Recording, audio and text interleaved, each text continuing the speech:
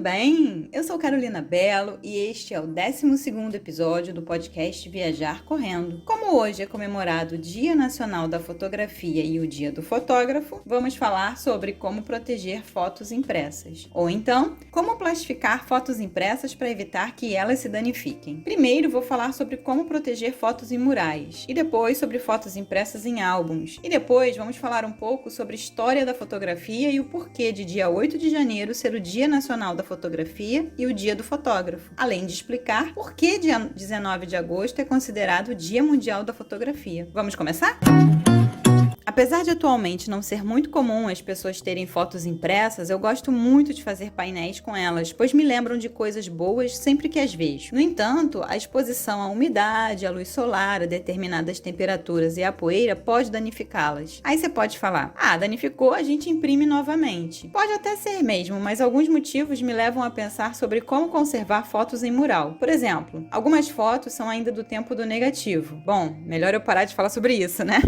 Ou ainda não estou com muita vontade de ficar pagando por impressão toda hora. A econômica, sempre. Além de tudo isso, também há a questão ambiental. Convenci você a preservar as fotografias? Espero que sim. Vamos começar com a proteção de fotos em murais. A primeira forma para proteger as fotos foi o uso de um painel plastificado. Ganhei o meu primeiro painel da minha amiga Priscila há muito tempo. Bom, de novo, o tempo passado, deixa pra lá. E depois eu comprei os outros. Para prendê-los na parede, tivemos que usar a furadeira e colocar uns parafusos, ou seja, dá um trabalhinho, né? Também comecei a usar painéis metálicos. No entanto, como o espaço para as fotos aumentava em uma proporção mais rápida que a quantidade de ímãs que eu tinha, veio a sacada. Sabe aquele monte de ímãs que a gente recebe de propaganda do gás, da farmácia e outras empresas? Pois é, aqui em casa estava cheio e eu não sabia o que fazer com eles. Não sabia até aquele momento. Não queria colá-los diretamente nas fotografias para que elas não estragassem. Então pensei em plastificar fotos. No entanto, eu e o papel contact nunca fomos amigos, pois ele sempre dava um jeito de estragar os meus trabalhos fazendo bolhas. Além de perder a foto, eu ainda ficava com raiva. Então eu não poderia usar o contact. Mas se ele for seu amigo, vá em frente para mais uma proteção de fotos aí. Afinal, fotos plastificadas duram bem mais. Então, como plastificar fotos sem usar o contact? Como eu ainda tinha alguns álbuns que ganhávamos quando revelávamos as fotos, para tudo! Sim, revelar as fotos. Mais uma vez o passado aqui. Hoje só tem passado. Retirei os plásticos dos mesmos e lá estavam as minhas proteções no tamanho exato. Então tudo ficou simples. Bastava juntar os ímãs na parte das propagandas com uma fita crepe, passar cola branca no verso dos ímãs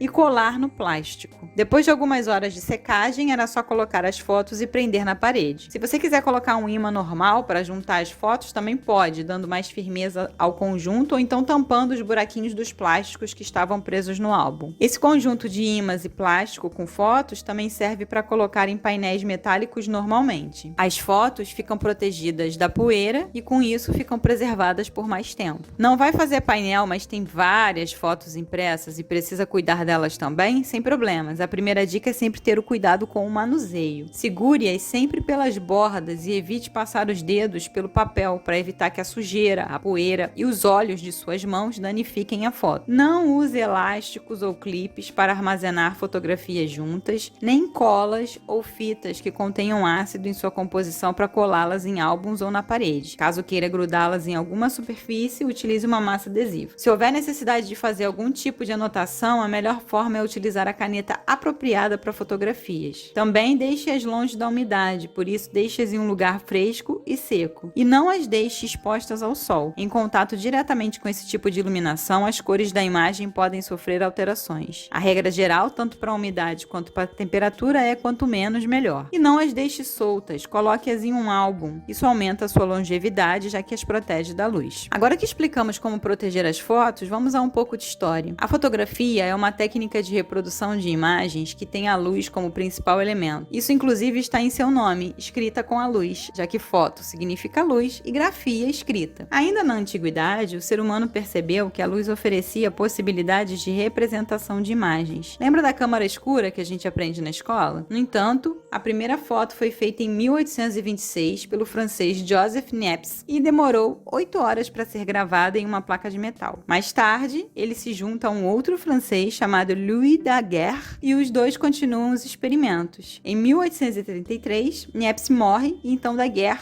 assume a pesquisa, aperfeiçoando a técnica, diminuindo para minutos a fixação da imagem. O novo invento foi chamado de daguerreótipo e em 19 de agosto de 1839 foi apresentado à Academia de Ciências de Paris. A partir daí, novas técnicas foram sendo desenvolvidas e a fotografia tornou-se popular. Hoje chegamos à fotografia digital. O Brasil acompanhou a invenção e a evolução da fotografia desde muito cedo. O daguerreótipo chegou ao Rio de Janeiro em 1840 e o imperador Dom Pedro II tornou-se um admirador da fotografia, passando a incentivar essa arte no país, inclusive colecionando exemplares e posando para vários fotógrafos. Falando em Brasil, no dia 8 de janeiro é comemorado o Dia Nacional da Fotografia e do Fotógrafo. A data foi criada no Brasil em 1840 como uma homenagem à chegada da primeira câmera fotográfica ao país. Trazido por Louis Comte, o daguerreótipo foi apresentado no Rio de Janeiro ao imperador Dom Pedro II. É importante ressaltar que não existe no Brasil a separação entre Dia da Fotografia e Dia do Fotógrafo. A data de 8 de janeiro é utilizada para celebrar ambos os casos, sendo o Dia Nacional da Fotografia e do Fotógrafo. Mas isso só acontece no Brasil. A comemoração internacional não faz referência ao Dia do Fotógrafo, mas apenas ao Dia Mundial da Fotografia. O Dia Mundial da Fotografia é celebrado no dia 19 de agosto em virtude da apresentação pública do daguerreótipo na Academia de Ciências da França, em 1839, que já falamos anteriormente. É por isso que ocorrem muitas confusões sobre as comemorações sobre o Dia da Fotografia no Brasil. A data nacional é dia 8 de janeiro, junto ao Dia do Fotógrafo. A data mundial é dia 19 de agosto.